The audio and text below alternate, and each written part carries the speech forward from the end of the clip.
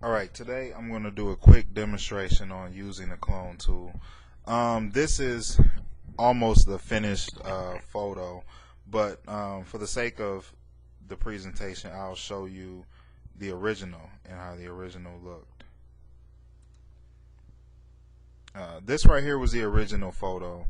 It was taken downtown Detroit. We were trying to get a picture of him with the stop sign and the reflection and that kind of thing. As you can see, the original picture is kind of dark.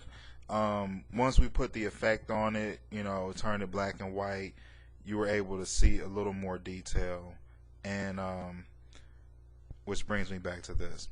Now, what happened with this is, as I was working on it, I did a few things, and with seeing all the detail, you can see the detail in the hat clearer.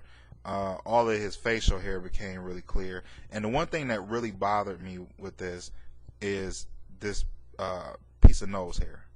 And most people might not really notice it, but it bothered me. So I said, I got to get rid of this nose hair. So when I'm working with the clone tool or almost anything, I like to zoom in. So I'm going to zoom in kind of close to this. And the closer I get, the more you can probably see exactly why I was bothered by this nose hair. So I'm looking at this and I'm thinking, well, how am I going to get rid of it? And so one of my favorite tools that I learned how to use, and I'm still learning more about it, is the clone tool. And this is the clone tool over here. So you select it.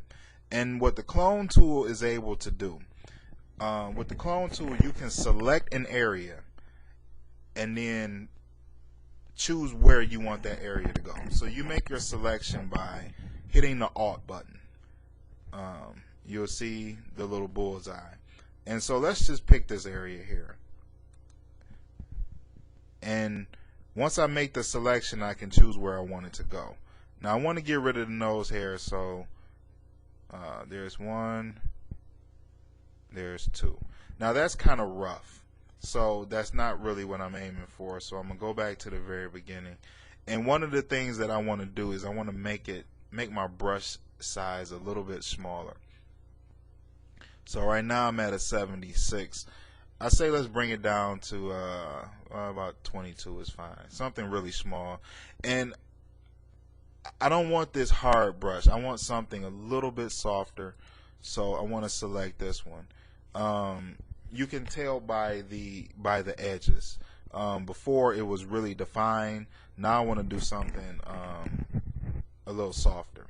And so now I want to change the area where I select, because I picked it over here and brought it over here, and it was just a little bit too much. So I think it's better if I get closer to the actual object. So here's a piece of skin with no hair. So I'll make my selection here. Hold on to the Alt. Then I click it and it's selected. That's what I want it to be. Actually, that didn't do it. Let me go back. Get rid of that. Try it again. Alt. Okay, now I made my selection. Okay, so I'm going to put it over the nose hair. And you can kind of just either draw it or you can click, whichever one is best for you. This is actually moving kind of slow because of the recording at the same time. But you can go in and you can kind of touch up different things. And as you can see, there's no more nose hair hanging out bothering me anymore. This is the up close view. But once you zoom out,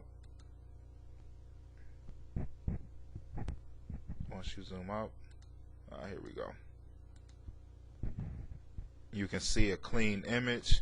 It almost looks as if the nose hair was never there. And that is a quick example of how you use a clone tool.